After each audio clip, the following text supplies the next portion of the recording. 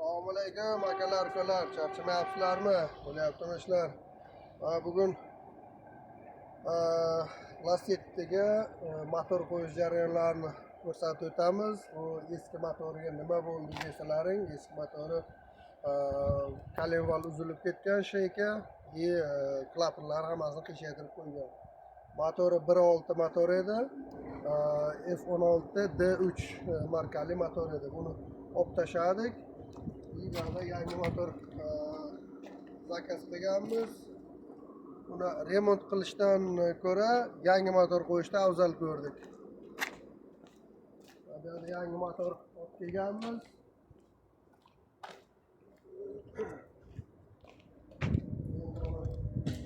Ochamiz. Narxiga qiziqadiganlar bo'lsa 110 ming rublga olingan yangi motor. Hisoblab ko'rganimizda eski motorni remontlari ham pashta o'sha pul bo'zgundan ham ko'piga tushadigan bo'ldi. Shu yangi qo'yib yubordik.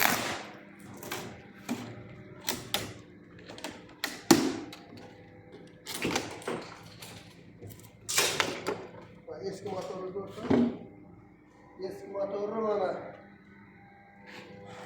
kolenval sheykasi qolib ketgan, shesternaning ichida uzilib tushgan. O'shani hisobiga klapanlar qiyshaygan, har bir porshunni ustida klapan izi qolib ketgan. Buni remont qilishdan ko'ra yangi qo'yadigan bo'ldik.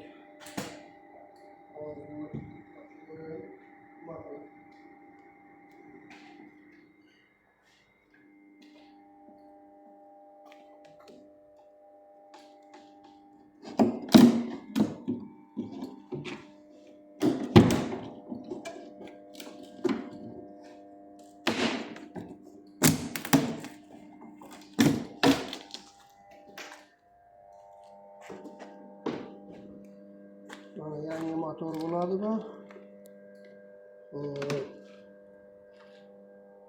Motor bitta hovuz qo'y.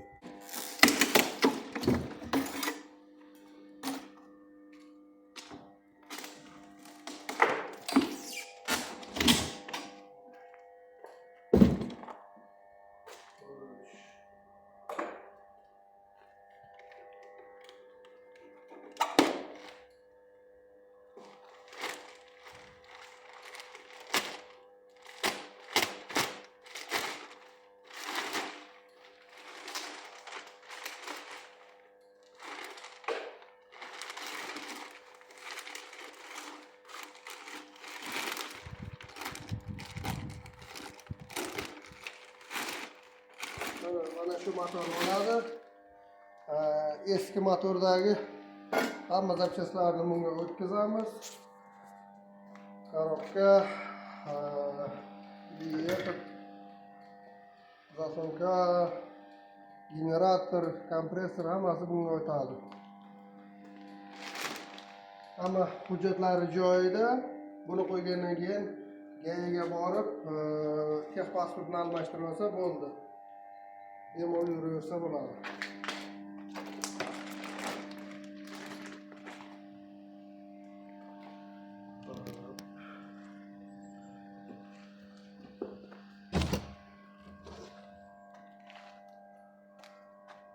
Bu videoning to'liq versiyasini Instagram va YouTube kanallarimizda kuzatib borsalaring bo'ladi.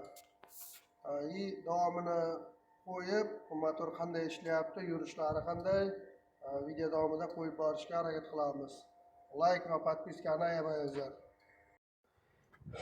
Mana xudo xolasa motorni qo'yib oldik. Yangi motorni. Hozir endi birinchi zapusk yurgizamiz. Hamma joyi taqildi. Masla solindi. Kerak bo'ladimi? Kerak bo'ladi. Solaver.